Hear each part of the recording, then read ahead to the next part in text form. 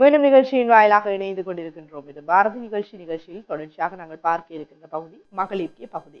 இந்த பகுதியினூடாக நாங்கள் கடந்த வாரங்களில் எல்லாம் பார்த்திருந்தோம். கர்ப்பிணி பெண்கள் எவ்வாறான உணவுகளை உட்கொள்ள வேண்டும், அது மாத்திரமல்லாமல் சில சமயங்களில் இந்த கர்ப்பிணி பெண்கள் சில சமயங்களில் அவர்களுக்கே சந்தேகம் பெறக்கூடிய மாதிரி இருக்கும். இத்தகைய பிரச்சனைகள் நிகழ்கின்றது, எவ்வாறு இந்த பிரச்சனைகளை நாங்கள் கையாள்வது, அல்லது வைத்தியசாலைக்கு எப்போது செல்ல வேண்டும், பல விடயங்களை அவர்கள் சிந்தித்துக் கொண்டிருப்பார்கள். உணவு ஒவ்வாமை போன்ற பல விடயங்களை நாங்கள் இந்த நிகழ்ச்சியின் வாயிலாக பார்த்திருக்கோம்.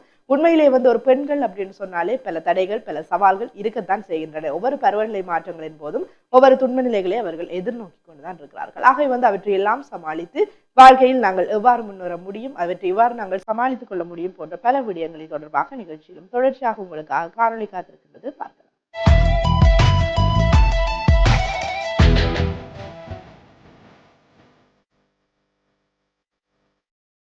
அனைவருக்கும் வணக்கம். கடந்த வாரம் கர்ப்பகால மதுமேகத்தை பற்றி பார்த்தோம்.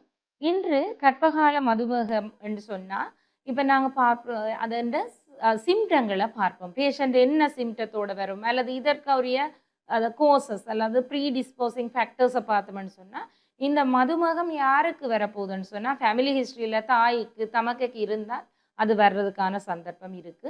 அதை விட அந்த பெண் கூடுதலா ஒபேசிட்டி, அதாவது என்ன, அதிகரித்த உடற்பருமன் இருக்கிறவர்களுக்கு அல்லது ஓவர் 40 இயர்ஸில் ஒரு தாய் ப்ரெக்னென்ட் ஆகினா அவருக்கு வரலாம். அல்லது எல்டர்லி பிரைம் முதலாவது குழந்தை என்ன கூடுதலாக 30 வயதுக்கு மேலே அந்த பெண்ணுக்கு உருவாகினால் அது வரலாம். அல்லது பார்த்தோம்னு சொன்னால் சில இடங்களில் எந்த நேரமே ஒரு இடத்துல இருந்து வேலை செய்கிற செடெண்டரி லைஃப் இருக்கிற அம்மாமாருக்கு வரலாம். முந்தின ஹிஸ்ட்ரியில் குழந்தைன்ற மல்டிபிள் ப்ரெக்னன்சி, இரட்டை கர்ப்பம் அல்லது 3 பிள்ளைகள் இருக்கிற தாய்க்கு வரலாம்.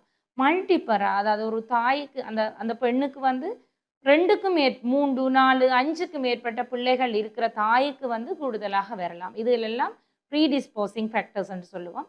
அப்போ இந்த டயபெட்டிக் அம்மாவில் என்னென்ன பிரச்சனைகள் வரும்னு சொல்லி பார்ப்போம். தாய்க்கும் பார்க்க வேண்டும், குழந்தைக்கும் பார்க்க வேண்டும். தாய்க்கு பார்த்தோம்னு சொன்னால் இந்த தாய்க்கு கூடுதலாக பிளட் குளுக்கோஸ்ன்ற லெவல் கூட. எனவே அடுத்ததாக இதை கண்ட்ரோல் பண்ணாவிட்டால் ஜூரினோட குளுக்கோஸ் போகும். அதை சொல்லுவது கிளைகோஸ் ஜூரியான்னு சொல்லுவோம். எனவே ஜூரினோட இந்த சுகரும் எஸ்கேப் ஆகிக்க சுகர் லவ்விங் ஆர்கானிசம்னு சொல்ல சில ஈகோலாய், சூடோமோனாஸ் இப்படியான அந்த ஜூரினரி ட்ராக் இன்ஃபெக்ஷனை ஏற்படுத்தக்கூடிய கிருமிகளும் அல்லது அந்த ஜூரினை நாங்கள் அதோட ப்ரெக்னென்ட் ஆகிருக்கிற அம்மாவுக்கு அடிக்கடி ஜூரின் கழிக்கிற பழக்கம் இருக்கும். எனவே கூடுதலாக கிருமிகள் வர்றதுக்கான சம்பந்தம் இருக்கு. எனவே இந்த ஒரு டயபெட்டிக் அம்மாவுக்கு வர்ற ஈஸியாக தொற்றக்கூடிய ஒரு ஆர்கானிசம் கேண்டிடா ஆல்பிகன்ஸ். அப்படி என்றால் எந்த நேரமும் அந்த புறப்புறுப்பின் வழியில் கடியும் அதையோட பால் கட்டி போன்ற ஒரு ஒயிட் டிஸ்சார்ஜ், அதாவது வெள்ளை சாய்தலும் போகுது. அந்த மணத்தை பார்த்தோம்னு சொன்னால் ஒரு கூடுதலாக அந்த டயரி ப்ராடக்ட்ஸ் அல்லது மில்கி அந்த மாதிரியான மனம் ஏற்படும். அப்போ அந்த ஏற்கனவே தாய்க்கு கடி, டிஸ்சார்ஜ் இதுகளோட பேர்னிங் சென்சேஷனும் இருக்கிறபடியா இந்த டயபெட்டிக் அம்மாவுக்கு நிறைய சிக்கல்கள் ஏற்படுத்த போகுது. அதை விட இந்த டயபெட்டிக் அதாவது ஒரு கெஸ்டேஷனல் டயபெட்டிக் மெலைட்டஸ் இருக்கிற அம்மாவுக்கு அந்த குழந்தை அபோஷன் ஆகிறதுக்குரிய வாய்ப்பு இருக்குது. அல்லது ப்ரீமச்சுவர், அந்த காலத்துக்கு முந்தி குழந்தை பிறக்கிறதுக்கான சந்தர்ப்பம் இருக்குது. அல்லது அது லேபர் ஸ்டார்ட் பண்ணிட்டுதுன்னு சொன்னால் நிறைய நேரம் கழிச்சு, அதாவது ஈவன் பிரைமி அம்மாவை முதல் குழந்தைய வெளியில் எடுக்கிறான்னு சொன்னால் 18 மணித்தியாலங்களுக்கு மேற்பட்ட பிரசவ கால வரலாறு இருக்கும். எனவே அந்த நேரங்களில் இன்ஸ்ட்ருமெண்ட் பாவிக்க வேண்டி வரும். அதனால் இன்ஸ்ட்ருமெண்ட்டும் வருது, அதனால் சுகர் லவ்விங் ஆர்கானிசமும் போய் அதில் தாக்குது. எனவே அவருக்கு செப்சிஸ், அதாவது கூடுதலாக இன்ஃபெக்ஷன் கூடின நிலைமைகளால் ஃபீவர் வரக்கூடிய சந்தர்ப்பம் இருக்குது. அதை தொடர்ந்து போஸ்ட்மார்ட்டம் ஹெமரேஜ்னு சொல்லுவோம், அதாவது குழந்தை பெற்ற தாய்க்கு போகிற குருதி இழப்பின் அளவு கூடவாக இருக்கும். அதை தொடர்ந்து அந்த தாய்க்கு வர பால் சுரப்புகளோட அளவு குறைவாக இருக்கும். இது மட்டுமின்றி சில அம்மா அந்த டயபெட்டிக் அம்மாவாக இருந்தால் at the time delivery time இறப்பதற்கு சந்தர்ப்பம் இருக்குது. அல்லது அந்த பியூபேரியம் பீரியட்லையும் சில தாய்மாருக்கு இறக்குறதுக்குரிய சந்தர்ப்பம் இருக்குது.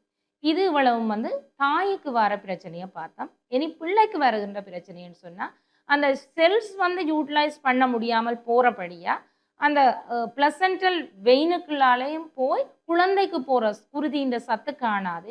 எனவே வந்து குழந்தை வந்து இன்ட்ராஜூட்ரைன் growth retardation, சின்ன குழந்தை சிறிய மகவாக இருக்கலாம், அல்லது குழந்தை உள்ளுக்கே அழிந்திருக்கலாம், அல்லது குழந்தையின் இதய துடிப்பு குறைவாக இருக்கலாம், அல்லது பிறந்த உடனே அல்லது பிறந்த ஒரு 7 நாளைக்கு குழந்தை இறக்கக்கூடும், அல்லது சில ஓர்கன்ஸ் வந்து மல்டிபிள் ஓர்கன்ஸில் வந்து ஒரு இம்மெச்சூரிட்டி, அதாவது அல்லது ஒரு சில ஓர்கன்ஸ் வந்து டெவலப் பண்ணாமல் குழந்தை பிறக்கிறதுக்கான வாய்ப்பு இருக்குது.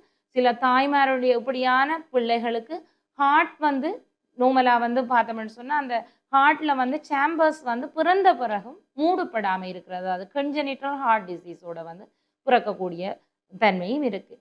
எனவே இந்த டயபெட்டிக் அம்மாவன்னு சொன்னால் அதுக்கு நாங்கள் என்ன அட்வைஸ் பண்ணோம்னா, ஃபர்ஸ்ட் டைம் வந்து ஐடென்டிஃபை பண்ணப்பட்டால் இந்த அம்மாவை வந்து ஃப்ரீக்வன்சியாயும் regular checkup of ANC antenatal clinic வந்து அவள் ரெகுலராக போக வேணும். அதை விட ப்ரெக்னெண்ட்டாக இருக்க மதுமகம் இல்லாத அம்மாமார் கூட கர்ப்ப காலங்களில் வந்து கூடுதலாக அளவு மாப்பொருள், இனிப்பான சாக்லேட்ஸ் ஐட்டம், ஐஸ்கிரீம் இப்படியான உணவுகளை எடுப்பது குறைப்பது நல்லது. அதற்கு பதிலாக கூடுதலாக வந்து கிரீன் லீவி வெஜிடபிள்ஸ், நல்ல தவிட்டு சத்துள்ள அரிசி வகைகள், தவிட்டு அரிசிலேயே புட்டு மாதிரி, இடியப்பம் மாதிரி அப்படியான உணவு வகைகள் எடுப்பது நல்லதா. மாச்சத்தை குறைந்து உளுந்து மாதிரி, குரக்கன் மாதிரியான உணவுகளை எடுப்பது நல்லது. சிறுதானிய வகைகள், பயறு, கடலை, கௌபி இப்படியான உணவுகளை செய்வது நல்லது. மற்றது கூடுதலான அளவு உடற்பயிற்சி, நடைப்பயிற்சி மற்றது இப்படியான வேலைகளை செய்வதன் மூலமும் அதை விட கூடுதலாக வந்து அந்த நேரங்களில் வந்து கூடுதலாக பிராணாயாமம், யோகாசனம் இப்படியான யோகாசனங்களை செய்வதன் மூலமும் அவனுடைய பிளட் குளுக்கோஸ் அளவை வந்து நாங்கள் மெயின்டைன் பண்ணி கொள்ளலாம். அதை விட இந்த ப்ரெக்னெண்ட்டாக இருக்க வந்து பிளட் குளுக்கோஸ் அதிகரித்தால் அதுவும் டேர்ம் வரைக்கும் 38 or 40 வீக்ஸ் வரைக்கும் டெலிவரியை விடுவது நல்லதல்ல. 37 வீக்ஸ் அல்லது வந்து முன்னுக்கே ஹாஸ்பிட்டலைஸ் பண்ணப்பட்டு அந்த பிளட் குளுக்கோஸை வந்து நார்மல் பண்ணி போட்டு டெலிவரியை நடத்துவது நல்லது. அதாவது இன்டியூஸ் லேபர் அல்ல வந்து சிசேரியன் லேபர் வந்து ப்ரிஃபர் பண்ணுறது நல்லது. நன்றி.